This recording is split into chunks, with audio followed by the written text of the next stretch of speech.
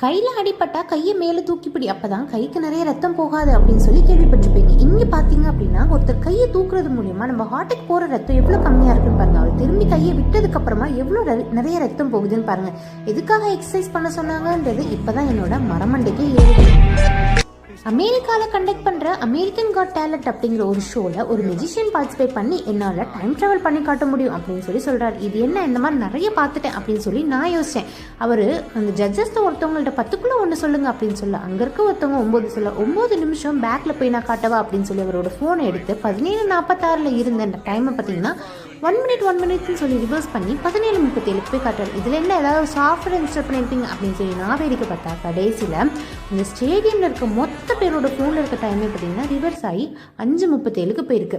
இது எப்படின்னு, எப்படி குமார் அப்படின்னு சொல்லி எவ்வளோ யோசிச்சும் என்னோட மரமண்டைக்கு ஏறவே இல்லை. உங்களுக்கு தெரிஞ்சது இந்த ட்ரிக் எப்படி இவர் பண்ணியிருப்பாருன்னு தெரிஞ்சதுன்னா